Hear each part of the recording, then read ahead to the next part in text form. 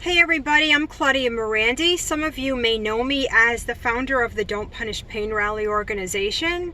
Some of you may know me as the lady with Crohn's disease who was able to get her life back because of pain medication. So I made this video because a few things happened the past few days. So I want to break it. I'm going to start from the beginning and why we're in this situation we are with people with pain fighting to receive pain medication.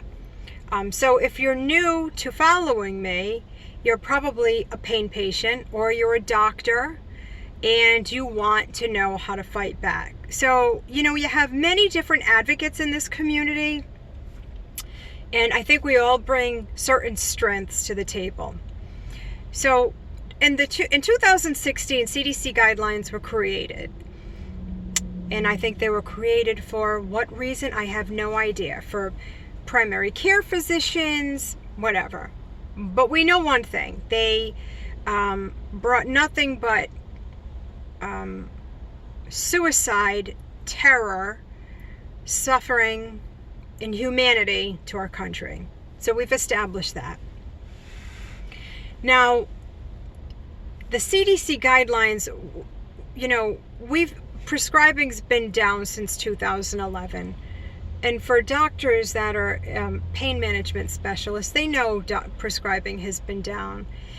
But with this fake news, this is why it's so difficult for pain patients to battle this. So in Rhode Island last night, my bill was passed, 5434. It passed the House unanimously. We're waiting on the Senate, and the session's about to run out, or our session ends. And do I think the bill will help? No. The only thing that will help with that bill is pharmacists are required to fill scripts. But even when somebody was presenting the bill, not my representative, well, by the way, Representative Greg Amore is amazing. He's really done a lot for the pain community. But when I was sitting in the gallery last night, listening to this nonsense from representatives, and they throw the word opioid around like they're doctors or they're researchers. The man that was speaking at one point sells insurance. So this whole government in your business bullshit needs to stop. How do we tackle this? Pretty much your medical boards are terrorizing doctors.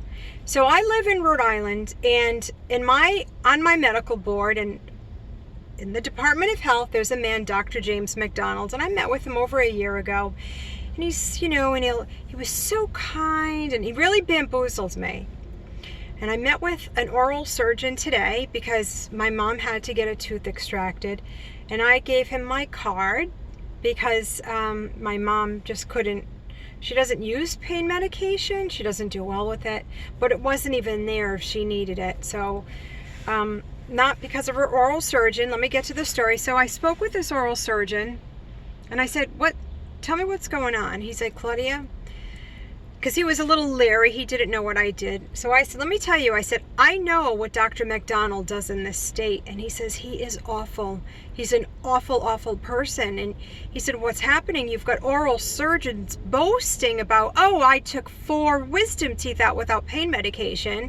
And you get a person like Dr. James McDonald who feeds off of that.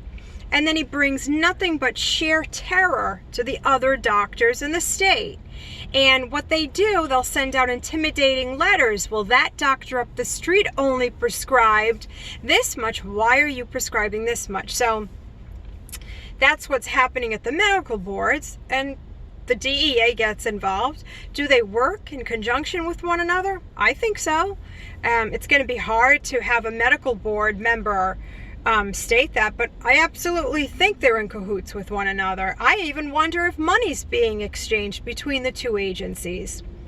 The medical boards need to be dissected.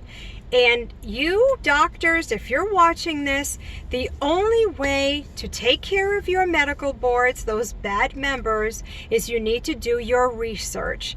Because I guarantee you, everybody has skeletons in their closet. And your governor needs to get involved on your behalf, because what's happening right now is a genocide.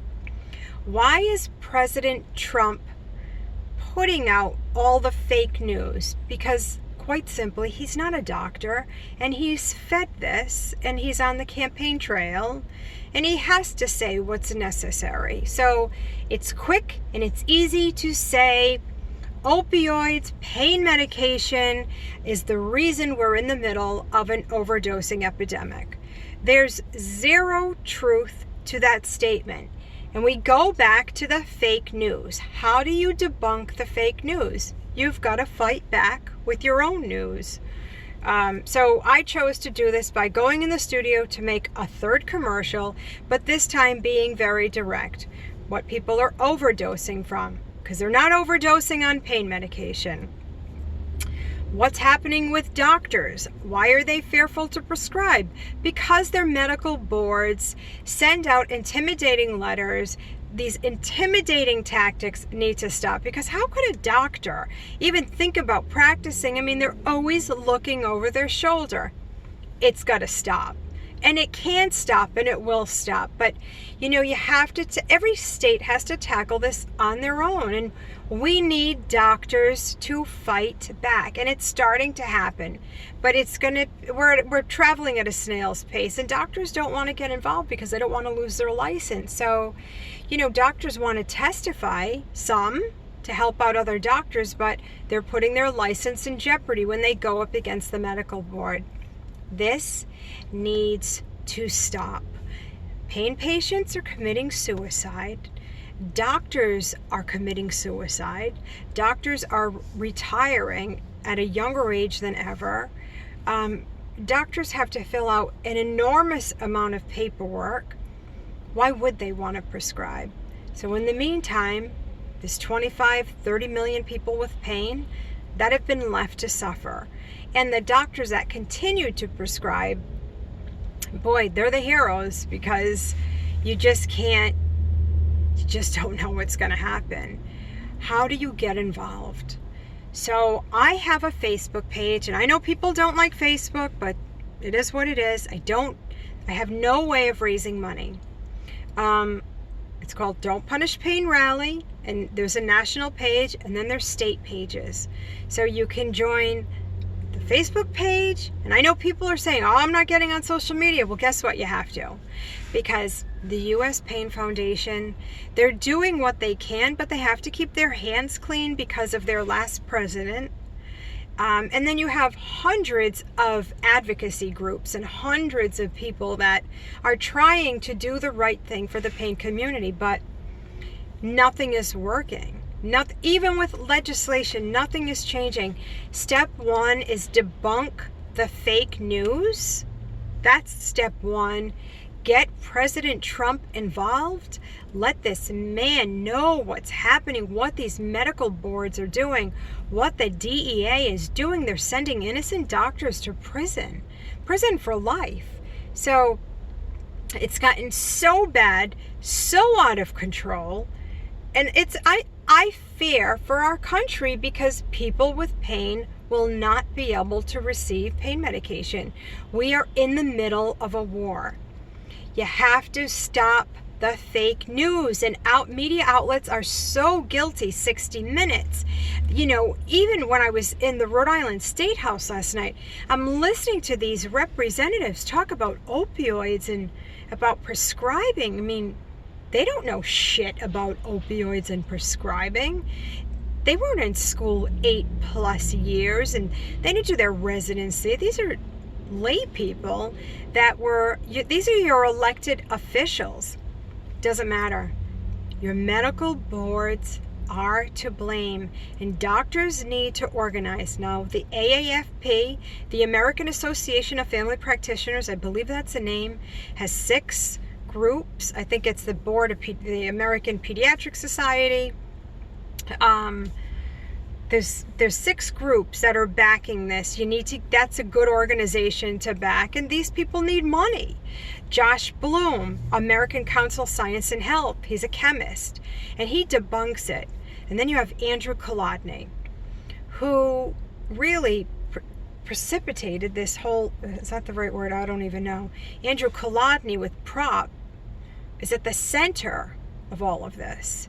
And that man, he'll be dealt with, I would imagine, by another physician. I don't know. I don't even know what he does. I'm confused, but he's very powerful right now. They're listening to him. You've got to stop the fake news. People are dying.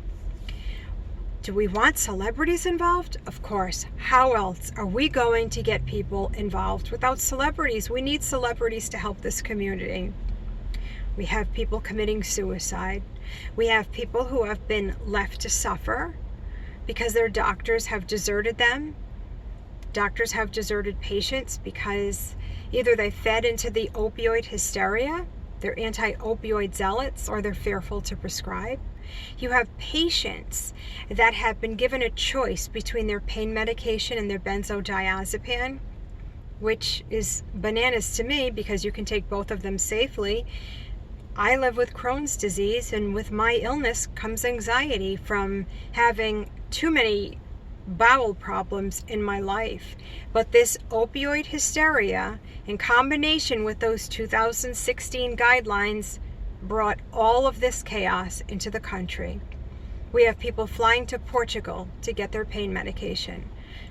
People say, the zealots like Dr. McDonald's will say, well, Suboxone is very effective for pain. That's a crock of shit, Dr. McDonald. It's a blatant lie. Last night at the Rhode Island State House, I heard with my own ears, well, there's limits for pain medication, but not for addiction. If you're an addict, there's no cap on what you can receive. And keep this in mind. When you go to a psychiatrist, your psychiatrist will never say, I can't up your antidepressants. But when you go to a pain management doctor, they'll say, you get what you get and you don't get upset. And that's the game you have to play right now because there's fear on both sides. I'm going to leave you with this. Find out who your medical board members are and keep an eye on them. Support your doctors. Get on the Don't Punish Pain rally page. Find out when we protest again. We'll probably protest again in October 2019. Google, see what we've done. We're all volunteers. Perhaps in the future there'll be a nonprofit for the Doctors Collaborative.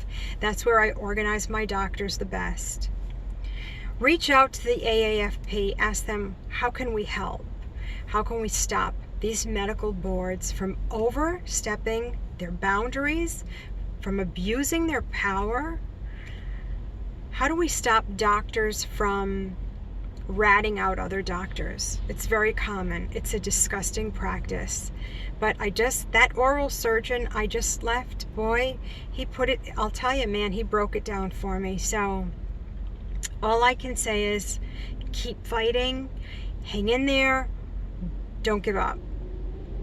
We know what the problem is and we're fighting it, and we will prevail. I get my strength from your strength. Take care. Don'tPunishPainRally.com if you're interested in seeing what we do.